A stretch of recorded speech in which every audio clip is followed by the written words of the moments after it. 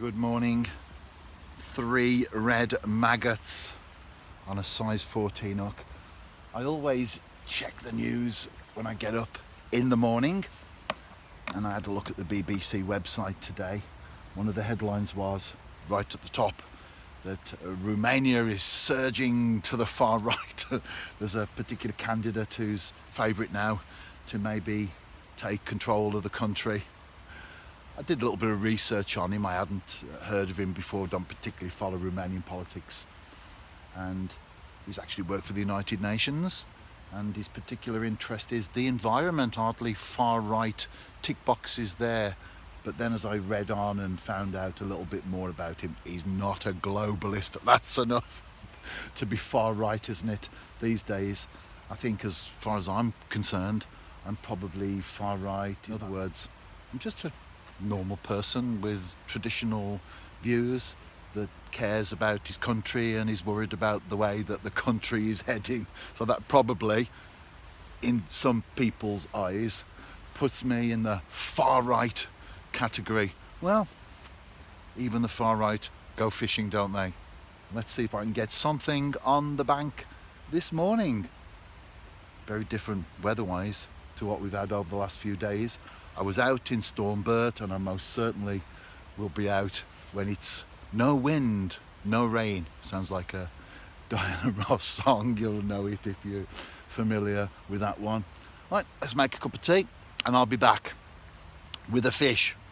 Of that I'm absolutely sure. The perch might not be feeding and the roach might not be on the munch, but the bream are very obliging. Well, at least this one anyway. At least I'm not a blanker. A nice fish to start the working week. It's not necessarily a surprise to catch a bream from this pool. They are in here, but not in great numbers. So a pleasant surprise, I think, is what you'd call it, rather than a shock type surprise. Always nice though to get anything on the bank, isn't it? Especially as we move on in the year.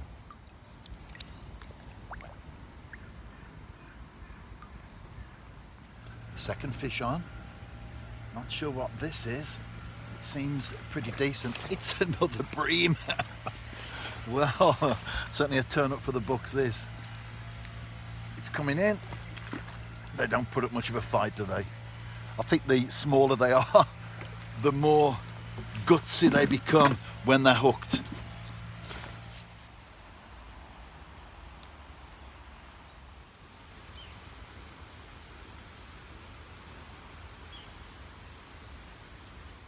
That fish has been returned, and by the way, my phone, if you saw my last video, my last blog post that ended up in the water, was recording underwater for a few seconds till I got it out.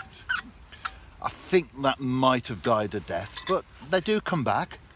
I mean, Lazarus came back after 3 days, so it's only a day at the moment as far as 24 hours is concerned.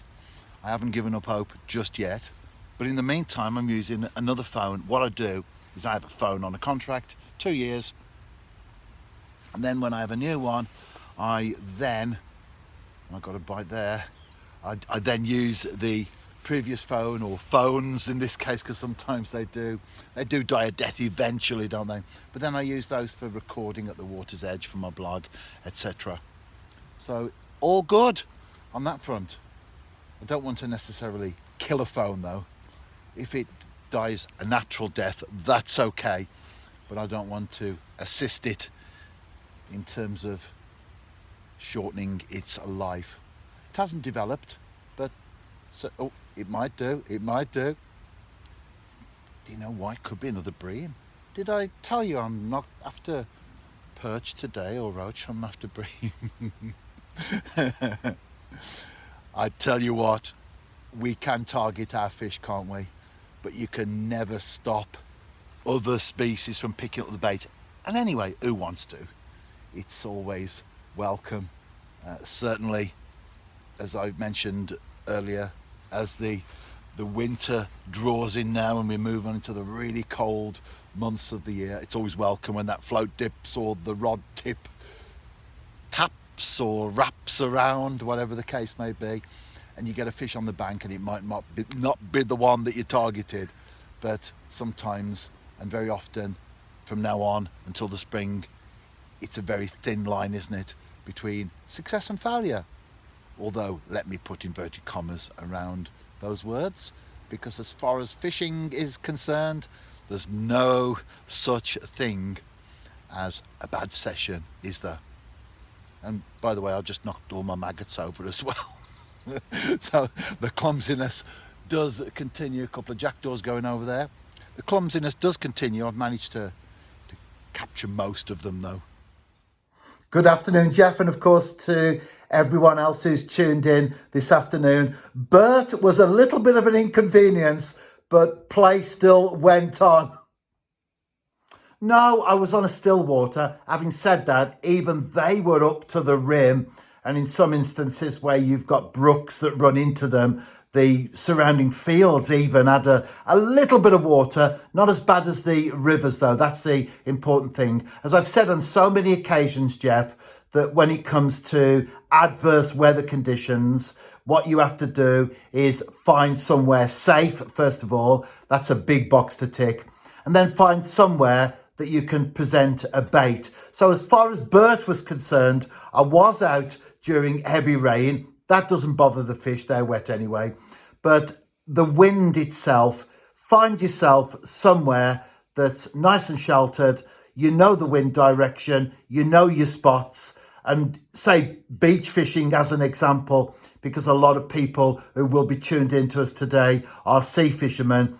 You could be on one beach where it's impossible to cast out because the waves are just crashing in. You can't even beat the wind with a 5-ounce lead. And then you go around the corner, you've got a sheltered cove, and you wouldn't think that the same storm that's 100 yards down the road is there. But of course, you're sheltered, and that's the difference. So those are the two boxes to tick. First of all, safety.